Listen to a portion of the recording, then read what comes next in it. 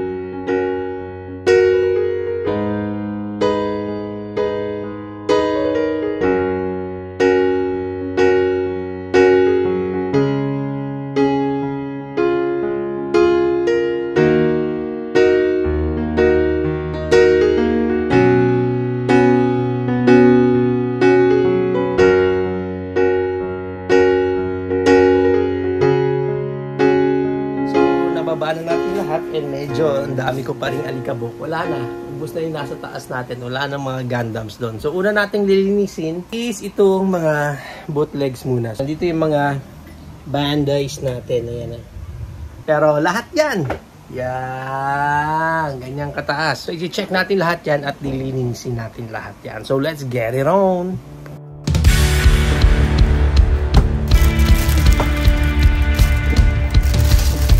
Powder na dito.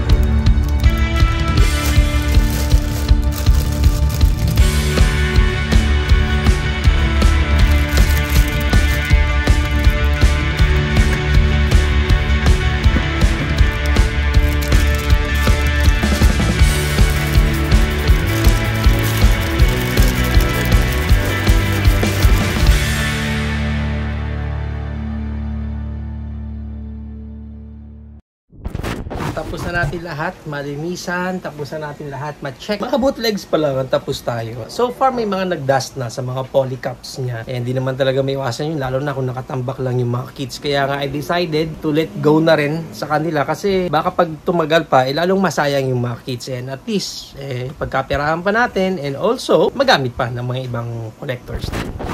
Actually guys, this is the worst. Yung iba natin is nag-dust lang yung mga polycaps, which is very normal. Pero dito, hindi ko na-expect na pati pala itong mga figure ng tao mismo. This one is Gundam Nataku.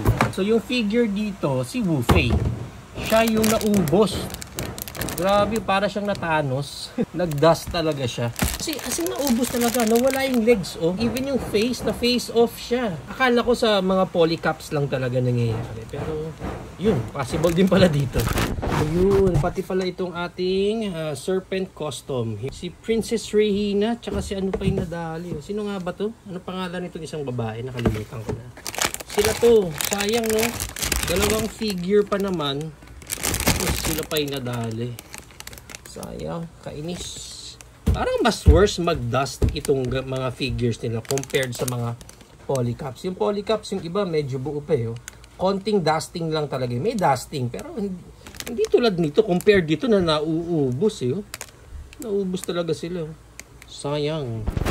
Yun, so tapos na natin lahat and ito na lahat ng mga Bandays natin. Even sa Authentics may issues din yung mga polycaps. Iba doon medyo slightly dusted na talaga. Okay pa naman yung mga polycaps pero may mga certain areas lang na talagang nag-dust na. Pero not totally. Hindi tulad nung isa, yung figures talagang na-dust na. Kasi putol eh.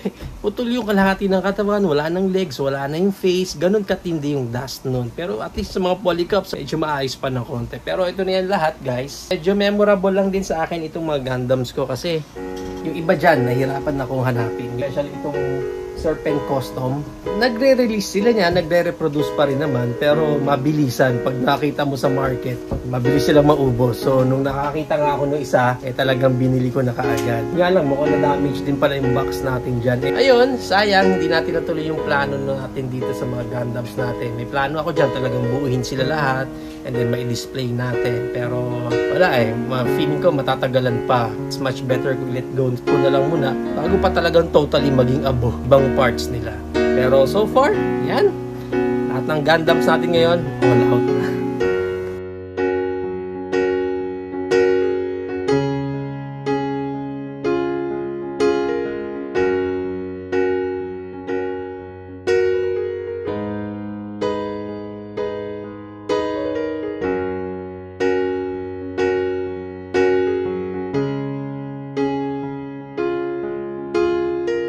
And ito na guys yung pa-surprise sale ko.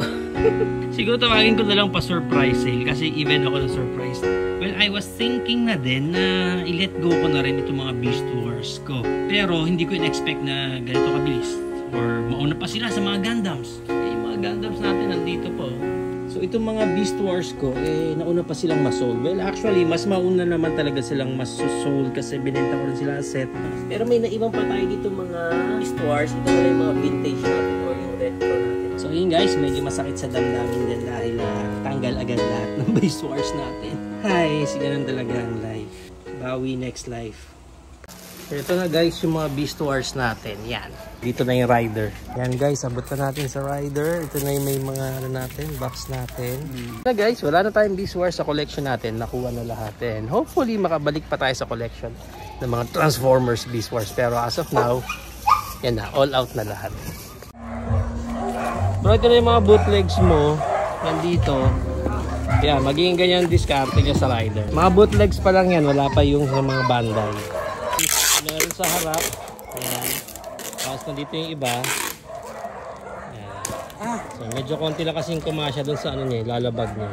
So ganyan na itsura niya sa likod. So sabi ni Kuya, kaya naman daw niya. Magaan lang naman daw kasi hindi naman siya ganun kabigat. Okay na yan lahat. Goods na.